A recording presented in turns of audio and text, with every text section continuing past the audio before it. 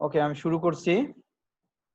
তোমাদের যদি হচ্ছে 4টে চ্যাপ্টার আমরা হচ্ছে ক্লাসে নিয়েছিলাম, আর পঞ্চম এবং ষষ্ঠ চ্যাপ্টার আমরা হচ্ছে ইউটিউবে দিয়েছি, তাই না? আজকে আমরা 7 নম্বর চ্যাপ্টারটা শুরু করব এবং এটা আমাদের লাস্ট চ্যাপ্টার। তোমাদের কোশ্চেন স্যার থাকলে এখানে রেকর্ডিং কিভাবে করব স্যার? আমি রেকর্ডিং করব। অপশন দেখতেছি পরে, কিন্তু কাজ আমি করছে করব না। আমি করব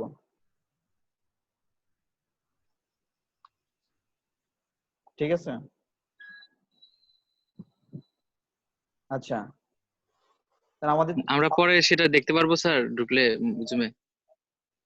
জুমে ঢুকলে পাবো না, ওইটা আবার হচ্ছে তোমাদের মেসেঞ্জার গ্রুপে কিংবা ইয়েতে আমি শেয়ার করব, অথবা আচ্ছা ঠিক হচ্ছে আছে স্যার। নেটে দিয়ে দেবো, সমস্যা নেই। আমরা আজকে যেহেতু আমাদের স্টুডেন্ট সংখ্যা খুব কম, আমরা হচ্ছে যেহেতু শুরু করি আর তারপরে আস্তে আস্তে আমরা সময় বাড়াবো। আজকে আমরা হচ্ছে হয়তো 2-3টা কোশ্চেন নিয়ে আলোচনা করব। আমাদের চ্যাপ্টার 7 নম্বরে এটা বলা হয়েছে understand the sequencing of mine design. আমরা মূলত এই কোর্সটা পড়তেছিলাম হচ্ছে mind design, planning and designing. ইতিমধ্যে আমরা সবাই হচ্ছে জানি মাইন্ড প্ল্যানিং কাকে বলে, মাইন্ড ডিজাইন কাকে বলে, ডিজাইনের ধাপগুলা কি, এগুলো সবগুলো আমরা জানি। এই চ্যাপ্টারে আমরা যেটা আলোচনা করব, list the sequence of activities of mine design work. মূলত একটা মাইন্ড ডিজাইন ওয়ার্কের জন্য যে সিকোয়েন্সটা, তার একটা তালিকা তৈরি করতে হবে। তা আমরা এখানে দেখতে পাচ্ছি the mining production cycle include the following step. Production যে সাইকেলটা আছে সেটা হচ্ছে কয়েকটা ধাপে করা হয়। সেই ধাপগুলো যেমন drill holes, blast, mining machinery বা মেশিনারিজ, লোড, হলেজ, এবং এটা repeat until ore body is depleted. অর্থাৎ এটা একই জিনিস বারবার পুনরায় করে করে আমরা হচ্ছে ওয়ার্কিংটা করে থাকি মাইন্ড ডিজাইনের। এটা হচ্ছে প্রোডাকশন সাইকেল বলা হলো। বাট একটা ডিজাইন ওয়ার্ক গুলা কি? ডিজাইনে আমরা জানি প্রথমে আমরা ফিজিবিলিটি স্টাডি করি, তারপরে কিছু মেথড দ্বারা হচ্ছে সার্ভে করি, তারপর যখন আমরা আইডেন্টিফাই করি যে হ্যাঁ এখানে খনিজ সম্পদ আছে, ঠিক ওই জায়গাতে আমরা প্রোডাকশন উপযোগী মাইনিং মেথড সিলেক্ট করি। মাইনিং মেথড হতে পারে সেটা আন্ডারগ্রাউন্ড অথবা হচ্ছে ওপেন পিট। যদি আন্ডারগ্রাউন্ড হয় আমরা এক ধরনের হচ্ছে মেথড অ্যাপ্লাই করি, আর যদি ওপেন পিট হয় তাহলেও আমরা হচ্ছে সেটা যাচাই বাছাই করে আমাদের জন্য যেটা প্রয়োজন ঠিক আমরা ওইটাই করে থাকি। তাহলে এখানে আমরা দেখতে পেলাম প্রোডাকশন সাইকেলটা কি।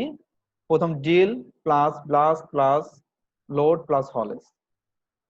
আমরা এই ফিগারটা যদি একটু মানে লক্ষ্য করি, এখানে আছে production cycle, mining machine, blasting, drilling, mining machineries. এখানে কিছু ধাপ আছে।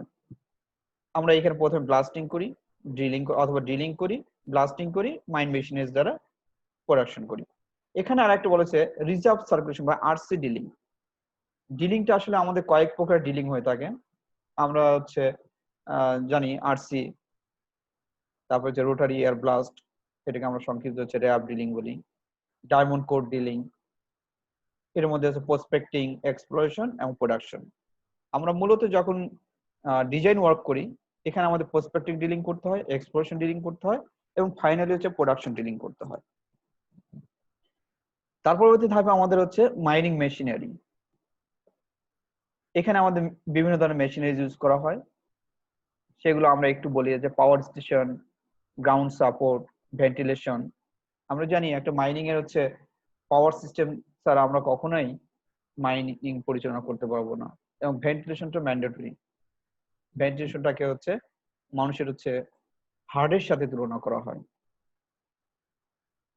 তারপরে আমাদের আরো যে হচ্ছে মেশিনারিজ গুলা কি কি লাগে সেটা আমরা হচ্ছে সময় উপযোগী আমরা ওইটাই ইউজ করব, এবং সহজে ব্লাস্টিং। এই সাইকেলটা ফলো করে আমরা হচ্ছে মাইনিং ওয়ার্কিংটা করে থাকি বা প্রোডাকশন সাইকেলটা আমরা ফলো করি। এইবার তোমাদের কোনো কোশ্চেন থাকলে বলো যে 1 নম্বর চ্যাপ্টারে কোনো কোশ্চেন আছে কিনা, মানে 1 নম্বর কোশ্চেনে এই প্রোডাকশন সাইকেল নিয়ে। যদি কারো কোশ্চেন থাকে মাইকটা অন করে কোশ্চেনটা করো। স্যার বলো। স্যার আমার স্যার একটা কোশ্চেন, সেটা হচ্ছে যে আপনি যে হ্যালো হ্যাঁ, একজন করে বলো। স্যার আপনি যে বললেন যে ড্রিলের সময় রোটারি ড্রিলিং, আরসি ড্রিলিং অথবা ডায়মন্ড কাট ড্রিলিং হতে পারে, তো ড্রিলিংটা যে রকমই হবে, মানে যে প্রকারেরই হোক না কেন, ব্লাস্টটাও কি তার সাথে সম্পর্ক যুক্ত হবে নাকি? এটা মানে ডিপেন্ড করবে হলো আমরা কোন ধরনের খনিতে হচ্ছে প্রোডাকশন করছি। ও আচ্ছা আচ্ছা আচ্ছা, ঠিক আছে। ঠিক আছে স্যার। হ্যাঁ স্যার। এখন যদি কোল মাইন হয় তাহলে আমাদের এক ধরনের হচ্ছে ব্লাস্টিং করতে হবে। যদি হার্ড রক মাইন হয় সেখানে এক ধরনের ব্লাস্টিং করতে হবে। যেমন কোল মাইনিং অনেক সময় ব্লাস্টিং এর প্রয়োজনই হয় না, সরাসরি আমরা কোলটা কেটে নিয়ে চলে আসি। তাহলে ঠিক স্যার আছে? সেই ক্ষেত্রে ড্রিলের পরে তো স্যার ব্লাস্ট না করে লোড করে সরাসরি হচ্ছে, তাই তো? ড্রিল না করে ব্লাস্ট, না না, আমরা তো মানে এটা করতে যদি পারবো না। না স্যার বলছি, যদি ব্লাস্টের প্রয়োজন না হয় তাহলে ড্রিল করে সরাসরি লোড করা হবে। তখন আর ড্রিলিংই প্রয়োজন হবে, ওর জায়গাতে কাটিং হবে। ও আচ্ছা আচ্ছা তখন ড্রিলিংটা পরিবর্তে হচ্ছে ওখানে কাটিং। যেমন আমরা কয়লা খনিতে যেটা ইউজ করি, সরাসরি হচ্ছে মানে কয়লাটাকে হচ্ছে কেটে নিয়ে আসি। হ্যাঁ বুঝতে পারছি। ঠিক ঠিক আছে। আচ্ছা, আর কোনো কোশ্চেন আছে কারো? আচ্ছা, তো আমি সেকেন্ড কোশ্চেনে যেতে পারি। স্যার একটা কোশ্চেন ছিল। হ্যাঁ বলো। স্যার ওই উপরে রিপিট আনটিল কি যেন একটা ছিল স্যার, ওইটা একটু আরেকবার যদি বুঝাইতেন স্যার, প্রোডাকশন সাইকেলের উপরের লাইনটা। আচ্ছা, রিপিট আনটিল। আচ্ছা, রিপিট আনটিল এটা বলা হয়েছে মূলত ওর বডি সাইকেল। শোনো, একটা সাইকেল একটা ধাপ পর্যন্ত শেষ হয়, আবার পুনরায় নতুন ধাপ থেকে শুরু হয়।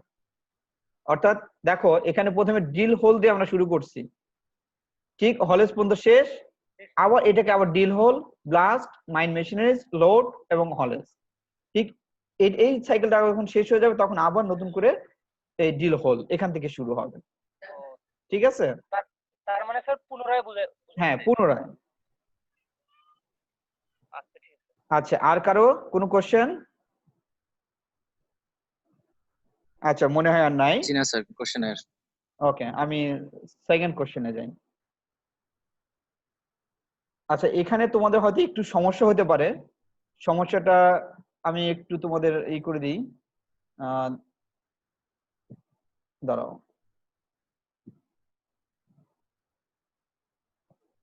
ফুল স্ক্রিনটা দেখা যাবে না, এই জন্য আমি একটু স্ক্রিনটাকে যেন দেখা যায় সেই ব্যবস্থা করে দিচ্ছি।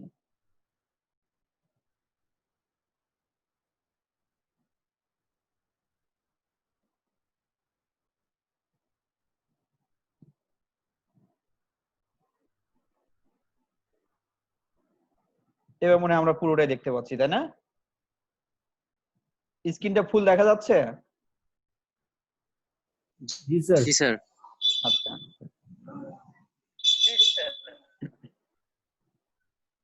আচ্ছা, এবার দেখো আমাদের সেকেন্ড যে কোশ্চেনটা আছে, describe the method of collecting all documents necessary for mine design work including feasibility study report. অর্থাৎ আমরা একটা প্রজেক্ট যখন রান করবে, এই প্রজেক্টের জন্য কিছু হচ্ছে ডকুমেন্টস এর প্রয়োজন হয়, বা একটা মাইন যখন আমরা প্রথমে স্টার্ট করব তার জন্য কিছু ডকুমেন্টস দরকার হয়। এন্ড ডকুমেন্টস গুলো কি, যেমন একটা জিওলজিক্যাল রিপোর্ট। ঠিক আছে, একটা ম্যান্ডেটরি একটা জিওলজিক্যাল রিপোর্ট লাগবে। তারপর মাইন ডিজাইন করতে হবে। এখন এই জিওলজিক্যাল রিপোর্টের মধ্যে থাকবে ফিজিবিলিটি স্টাডি এবং হচ্ছে survey report, 2D 3D seismic survey, এগুলো হচ্ছে থাকবে।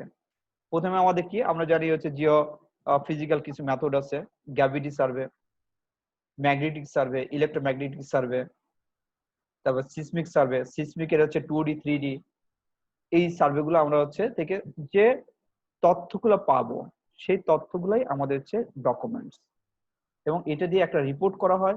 সেই রিপোর্টটা অবশ্যই লাগবে যখন আমরা একটা মাইন ডিজাইন করব, কারণ এই রিপোর্টগুলোর ভিত্তিতেই আমরা হচ্ছে একটা ডিজাইন করে থাকি। আমরা একটু এখানে দেখি এখানে কি বলা হয়েছে, খুবই সংক্ষিপ্তভাবে তোমাদের বলা হয়েছে যে a feasibility study is an evaluation of a proposed project to determine whether and how it can be mined economically. অর্থাৎ এই ফিজিবিলিটি স্টাডি যে রিপোর্টটা, এটা একটা ইভলিউশন প্রসেস, যে সেখানে মাইনিং করা যাবে কিনা বা সেটা হচ্ছে ইকোনমিক্যালি ভায়াবল হবে কিনা। যদি এটা আমাদের অর্থনৈতিকভাবে লাভজনক হয়, ঠিক তখনই আমরা এই প্রজেক্টটায় রান করাবো। যেমন এখানে বলা হয়েছে detail feasibility study extend the evolution to determine the maximum profit. তার মানে আমরা ফিজিবিলিটি স্টাডি রিপোর্ট থেকেই এখানে বুঝতে পারবো যে আমাদের প্রফিটটা কেমন হবে এবং সেটা সর্বোচ্চ প্রফিট কত। and most secure profit to be obtained। শুধু তাই না, আমরা আরেকটা বিষয় এখান থেকে জানতে পারবো যে আমি ধরলাম যে 100 টাকা আমার হলো প্রফিট হবে, আমি এটা কি শিওর যে 100 টাকা আমার হবে? এটা শিওর যদি হই তখনই আমরা হচ্ছে এই প্রফিটের এই কাজটার দিকে আমরা অগ্রসর হব, অর্থাৎ প্রজেক্টটা রান করাবো। ঠিক এটাই বলা হয়েছে most secure profit to be obtain and provide a blueprint for implementation. অর্থাৎ এর একটা হচ্ছে মাস্টার কপি থাকবে, একটা ব্লুপ্রিন্ট থাকবে, যেটা আমাদের এই প্রজেক্টটা রান করার জন্য গুরুত্বপূর্ণ ভূমিকা পালন করবে। ঠিক আছে, আমি খুব সংক্ষিপ্তভাবে তোমাদের এটা বললাম। এখন তোমরা যাদের কোশ্চেন আছে এটা সম্পর্কে একটু বলো, যে ডকুমেন্টস গুলো কি তোমরা বুঝতে পারছো কিনা, এবং ফিজিবিলিটি রিপোর্টটা আমাদের কেন প্রয়োজন এই মাইন্ড ডিজাইনের কাজ করার জন্য। কোনো কোশ্চেন থাকলে বলো। জি স্যার, বুঝতে পারছি স্যার। সবাই? হ্যাঁ স্যার ওকে, বুঝতে পারছি, ঠিক কোনো আছে। সমস্যা নেই। আমি থার্ড কোশ্চেনে যাব।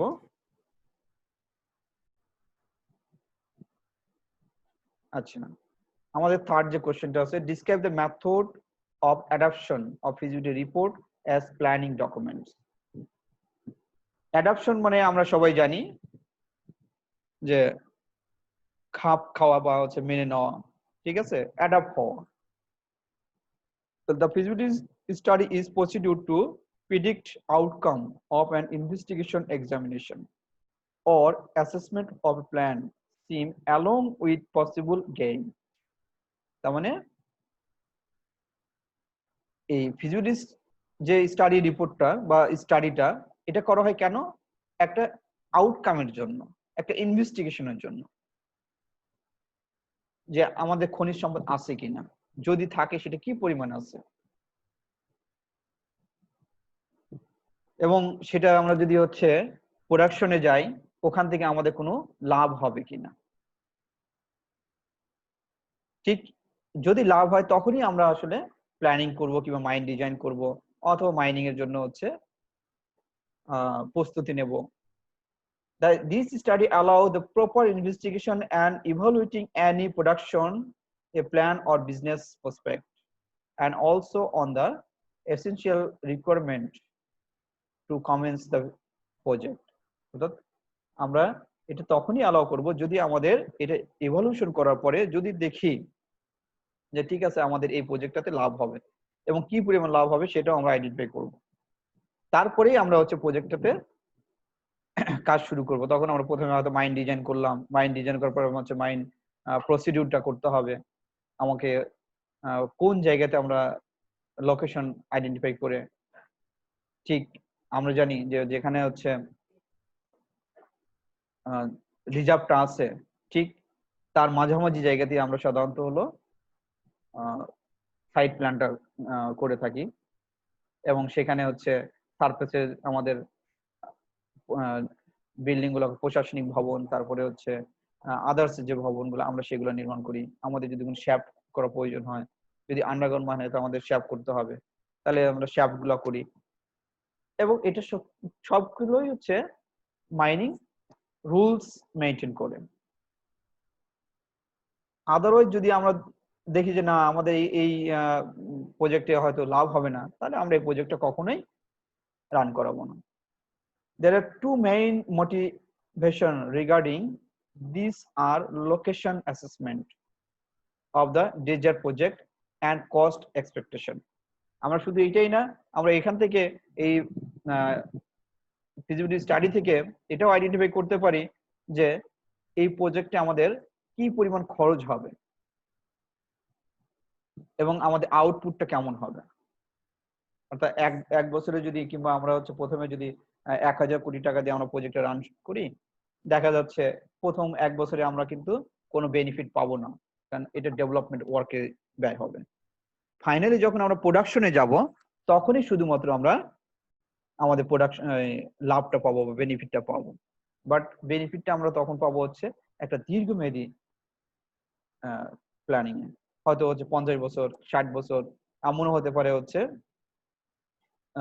আরো 100 বছর পর্যন্ত একটা মাইনিং থাকতে পারে। A proper plan is one of the essential criteria for proper sequential operation and environment to deliver any product or service. A proper plan is one of the essential criteria.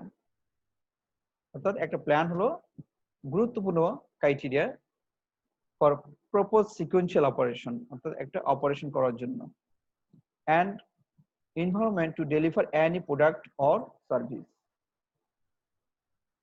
The organization accounting declaration, information management procedure, proper advertising, different economic condition, local and international laws etc. considered are mandatory. তার মানে যখন আমরা একটা এই plan করব, সেখানে আমাদের হচ্ছে অ্যাকাউন্টিংটা দেখতে হবে, তার ইনফরমেশন প্রসিডিউর দেখতে হবে, তার প্রপার অ্যাডভার্টাইজিং আছে কিনা সেগুলো দেখতে হবে, ডিফারেন্ট ইকোনমিক কন্ডিশন দেখতে হবে, লোকাল এবং ইন্টারন্যাশনাল ল গুলো দেখতে হবে। এইগুলো কনসিডার করেই আমরা হচ্ছে একটা প্রপার প্ল্যান দাঁড় করাইতে পারবো। The necessities and different exercise responsibility also considered under the feasibility studies. তার মানে আমাদের অবশ্যই কিছু রেসপন্সিবিলিটি থাকবে, দায় দায়িত্ব থাকবে, সেইগুলো বিবেচনা নিয়ে আমরা এই কাজটা করব। Usually these studies appeared first in terms of technological development and implementation. সাধারণতই আমরা হচ্ছে টেকনোলজিক্যাল যে টার্ম গুলো আছে সেগুলো হচ্ছে বিবেচনায় নেব এবং ডেভেলপমেন্ট কাজের জন্য এই টেকনোলজির আমরা ব্যবহারটা করে থাকব। আচ্ছা, আমি মনে হয় একটু ইয়েতে যাই, কারণ তোমাদের এই কোশ্চেনটা অনেক বড় কোশ্চেন। প্রতি এইভাবে না করে আমি মেইন জিনিসগুলো বলি, তাছাড়া আমাদের হয়তো লেকচারটা অনেক বড় হয়ে যাবে। আচ্ছা, আমি এখানে বলি দা এরিয়াস অফ প্রজেক্ট। হ্যাঁ বলো স্যার, একটা কোশ্চেন ছিল স্যার, হ্যাঁ একটু উপরের দিকে। হ্যাঁ বলো। 30 পেজ যেটা সেখানে আরো উপরে স্যার। বলো। এই যে এখানে the organization accounting declaration information, sir এত উপরে না? হ্যাঁ হ্যাঁ হ্যাঁ বুঝতে পারছি, এটা তো। হ্যাঁ স্যার, এখানে যে proper advertising different economic condition, local and international loss etc, এইটুকু একটু বোঝায় দেন। আচ্ছা, এখানে দেখো, যখন একটা অর্গানাইজেশন দাঁড় করানো হয়, তা কি থাকবে? অ্যাকাউন্টিং থাকবে, ঠিক আছে? তারপরে একটা তথ্য ভান্ডার থাকবে, প্রপার অ্যাডভার্টাইজিং। এই প্রজেক্টটা সরকারিভাবে হচ্ছে এটাকে অনুমোদিত কিনা, তারপরে যদি এটা হচ্ছে কোনো ধরো আমি কয়লা আমি 5 বছর আগে আমি একটা মাইন করলাম, বাট এই কয়লাটা আমি বিক্রি করব, বিক্রি করার এখন মানুষ জানে না যে বাংলাদেশে হচ্ছে কয়লা আছে, তাহলে কিন্তু আমার এটার জন্য একটা কি করতে হবে? মানুষকে জানাইতে হবে, প্রচার করতে হবে, ঠিক আছে? এটাই হচ্ছে প্রপার অ্যাডভার্টাইজিং। এখন আমি কয়লা প্রোডাকশন করলাম, বাট কয়লা আমার বিক্রি হলো না। কেন বিক্রি হলো না? কারণ মানুষ জানে না যে বাংলাদেশে কিংবা এই জায়গাতে হচ্ছে কয়লা প্রোডাকশন করা হচ্ছে, ঠিক আছে? হ্যাঁ স্যার, বুঝতে পারছি। আচ্ছা, তাহলে আমি একটু ইয়েতে চলে যাব, area of the project feasibility study অথবা ফিজিবিলিটি রিপোর্ট, তোমরা যেটাই বলো সমস্যা নাই। এরিয়া অফ প্রজেক্ট ফিজিবিলিটি, এখানে কিছু হচ্ছে পার্ট বলা হয়েছে, দেখো আমি এখানে হাইড করে দিচ্ছি।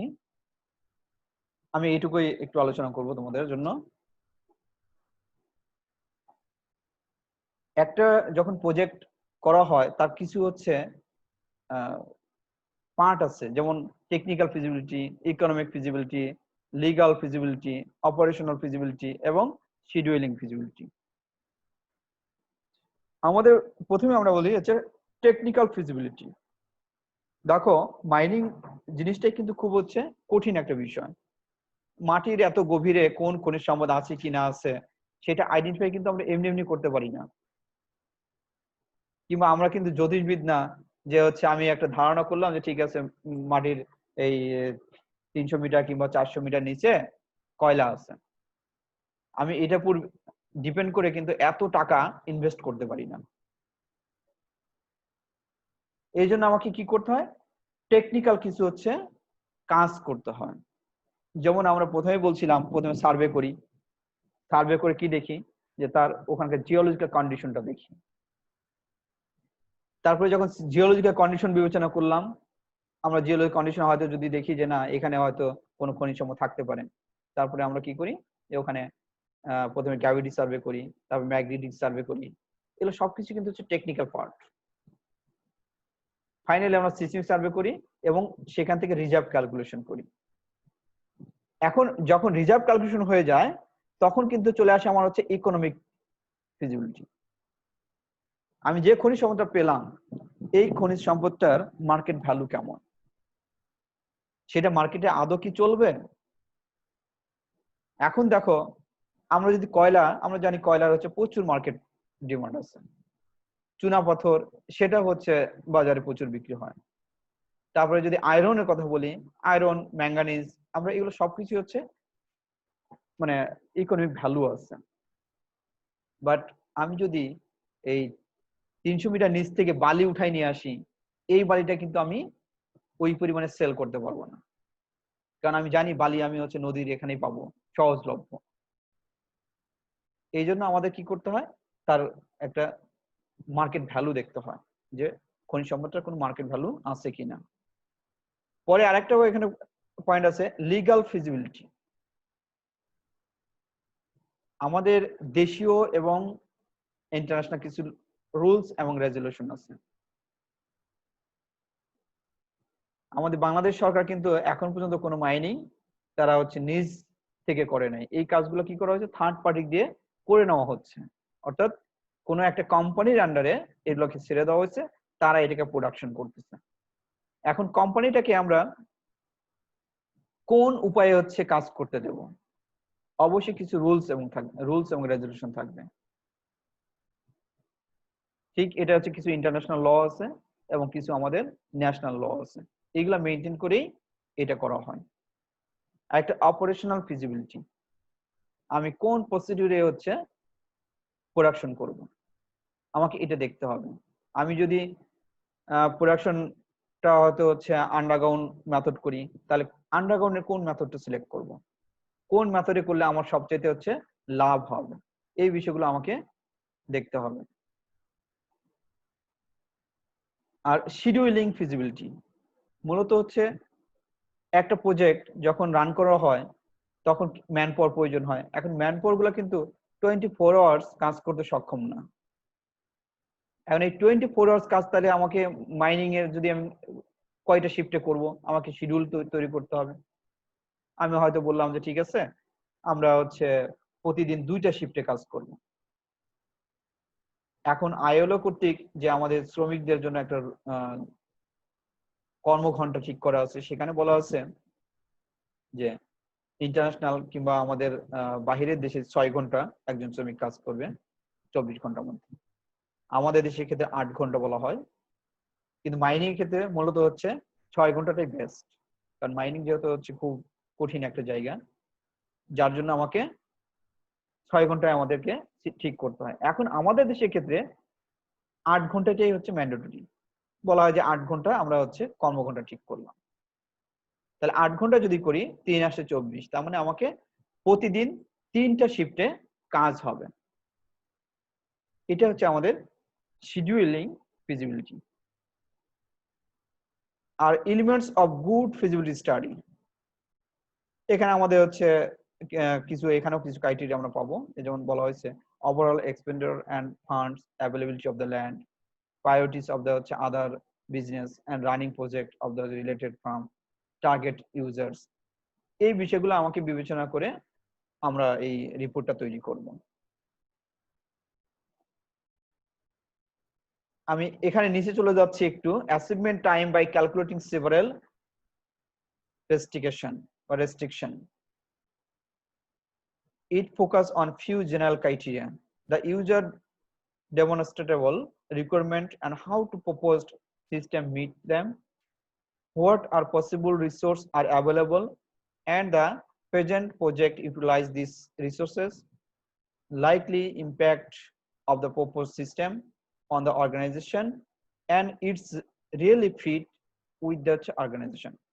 এই যে আমার কিছু জেনারেল ক্রাইটেরিয়া, এই ক্রাইটেরিয়াগুলোকে আমাকে ফুলফিল করতে হবে, তাহলেই আমরা হচ্ছে একটা ফিজিবিলিটি রিপোর্ট তৈরি করতে পারবো এবং মাইনিং ওয়ার্কগুলো সম্পাদন করতে পারবো।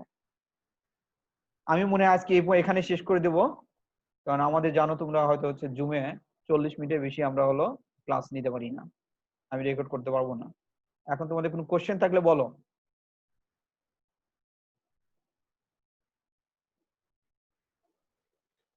স্যার একটা কোশ্চেন ছিল। হ্যাঁ বলো। স্যার এই যে স্যার এই লিগ্যাল ফিজিবিলিটি একটু আরেকটু বলতেন যদি। আচ্ছা, আর কারো কোনো কোশ্চেন?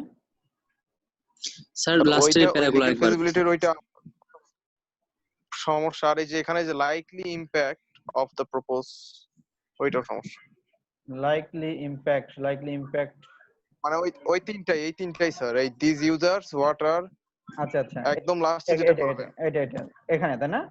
হ্যাঁ আচ্ছা, স্যার এই লিগ্যাল জি স্যার লাস্টে তিনটা প্যারা। হ্যাঁ, লিগ্যাল ফিজিবিলিটি একটু বলি।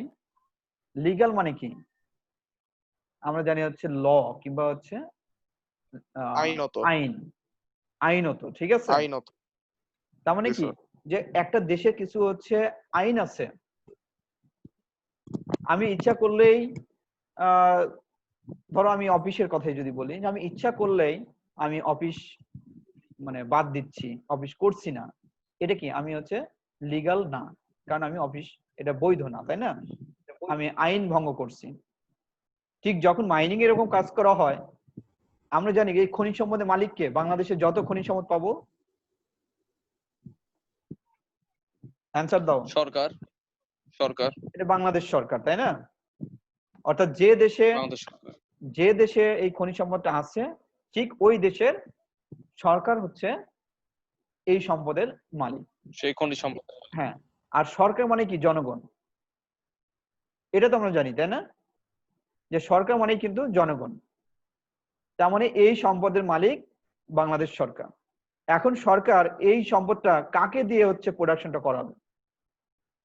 যদি সরকারের মানে পক্ষে সম্ভব হয়, ঠিক আছে, বাংলাদেশে যে হচ্ছে জিএসবি আছে, বাপেক্স আছে, যদিও বাপেক্স হচ্ছে বাংলাদেশের সরকারি একটা কোম্পানি, তার পেট্রোবাংলা নিজেরা কোনো কাজ করে না, তারা বিভিন্ন কোম্পানিকে দিয়ে কাজটা করায়। আমরা বললাম ঠিক আছে, বাপেক্স দিয়ে আমরা হচ্ছে প্রোডাকশনটা করাবো। এখন বাপেক্স কে দেব, বাপেক্স এর ম্যান পাওয়ার আছে, তাদের খরচ আছে, এইগুলো দেওয়ার পরেও আমাকে একটা হচ্ছে নিয়ম কানুনের মধ্যে করতে হবে। যে নিয়মটা কি? যে ঠিক আছে, এই প্রোডাকশনটা যদি আমরা উঠাই দিই, তাহলে সকল প্রকার খরচ হচ্ছে সরকার বহন করবে, এখান থেকে যা লাভ হবে পুরোটাই সরকার নেবে। বাট যখন বিদেশি একটা কোম্পানি আমাদের দেশে এসে কাজ করবে, তখন তুমি তাকে কিভাবে হচ্ছে প্রফিটটা দিবা? বলো, তোমাদের কোনো ইয়ে আছে? যে বিদেশি একটা কোম্পানি আসলো, সেই কোম্পানিকে আমরা কিভাবে প্রফিটটা দেব? লভ্যাংশের পার্সেন্টেজ দিতে হবে না? আমাদেরকে তখন হচ্ছে এই কোম্পানি যেহেতু প্রোডাকশন করে দেবে, খরচটা ওরা করবে, আমরা একটা লয়ালিটি পাই যে হয়তো 20%, এই 20% হচ্ছে সম্পদের মালিক পুরোটাই হচ্ছে বাংলাদেশ সরকারকে তারা দিবে। দেওয়ার পরে ওরা কি করবে, যে ওদের এই টোটাল যে হয়তো আরো 80% থাকলো, এখান থেকে ভাগ বটোয়ারা হবে, এখান থেকে বলবে হচ্ছে হ্যাঁ বাংলাদেশ সরকারকে এত দিতে হবে আর এই কোম্পানি এত পাবে। এবং আরো কিছু ল থাকে যে এই কয়লাটা সে হচ্ছে বাংলাদেশ সরকারের কাছে বিক্রি করতে পারবে, অথবা হচ্ছে বিদেশি কোনো কোম্পানির কাছে বিক্রি করতে পারবে। এরকম কিছু হচ্ছে নিয়ম থাকে, এগুলো হচ্ছে আমাদের এই লিগ্যাল শিডিউল ফিজিবিলিটি স্টাডি। এবার বুঝতে পারছো? জি স্যার। আচ্ছা জি স্যার। জি স্যার। আচ্ছা, এখানে বলছে likely impact of the propose system on the organization and its really fit with the organization. Likely impact of the propose system, propose system বলতে বোঝা হচ্ছে মাইনিং। আমরা এখানে যে হচ্ছে মাইনিংটা আমরা কাজ করব, অথবা যে প্ল্যানটা আমরা করছি, এই প্ল্যানটা যেহেতু আমরা করছি, এই প্ল্যানিং এর একটা নির্দিষ্ট মেয়াদ আছে, তাই না? এখন এই অর্গানাইজেশন হচ্ছে আদৌ কি ফিট এই কাজটা করার জন্য? আমরা বললাম হচ্ছে ঠিক আছে, এশিয়া এনার্জি কথাই যদি বলি, যে আমাদের দেশে হচ্ছে যে কয়লা খনি আছে, সেটা হচ্ছে এশিয়া এনার্জি প্রথম শুরু করে। তারপরে কি আসলো, এখন হচ্ছে রাশিয়ান কোম্পানি দ্বারা কাজ করতেছে। যেমন আমরা এর কথা যদি বলি, কি পাথরের খনির কথা যদি বলি, এখানে হচ্ছে জার্মেনিয়াম ট্রেস্ট কনসোর্টিয়াম, তারা এটা কিন্তু একটা কোম্পানি যারা হলো প্রোডাকশনটা করে দিচ্ছে, বিনিময়ে তারা কি করছে, এই প্রোডাক্ট থেকে তারা বেনিফিট নিচ্ছে। ঠিক আছে, এটা কি ফিট, মানে তারা কি আদৌ কাজটা করতে পারবে কিনা, এটা যাচাই বাছাই করতে হবে। এই যাচাই বাছাইটাই হচ্ছে proposed system of the organization and its really fit with the organization. ঠিক আছে, বলো তোমাদের কোনো জি স্যার। প্রশ্ন আছে নাকি? জি স্যার, ঠিক আছে স্যার। আমরা কিন্তু সর্বোচ্চ আর 2 মিনিট কথা বলতে পারবো, 2 মিনিট না 1.5 মিনিট, তারপরে আমাকে ঠিক আছে স্যার ক্লিয়ার হয়ে গেছে সবকিছু। আচ্ছা, তারপরে যদি কোনো আর কোনো কোশ্চেন সমস্যা থাকে, নাই আরো যদি কোনো কোশ্চেন থাকে আমাকে আবার পরে বলো, সমস্যা নেই, আমরা হচ্ছে আবার করব। তো ঠিক আছে, আজকে স্যার এই নোটগুলো আমাদেরকে পিডিএফ আকারে দেওয়া যায় না স্যার? তোমাদের নোটগুলা দিয়ে দেওয়া আছে, তোমাদের নোটগুলা আমি হচ্ছে আগে দিয়ে আসছি, তারপরে যদি চাও আমি গুগলে হচ্ছে দিয়ে দিব, গুগল ক্লাসরুমে দিয়ে দেবো। গুগল ক্লাসরুমে অলরেডি তোমাদের 2টা চ্যাপ্টার দেওয়া আর আছে। স্যার এই যে ক্লাসটা করলাম, হ্যাঁ স্যার আচ্ছা, এই যে আমি ক্লাসটা করলাম, এটা রেকর্ডিংটা কিভাবে পাবো? আর রেকর্ডটা আমি আছে, আমি এখন স্টপ করে নি, তাছাড়া আমি হচ্ছে রেকর্ড করতে পারবো না। ঠিক আছে, ওকে। ঠিক ঠিক আছে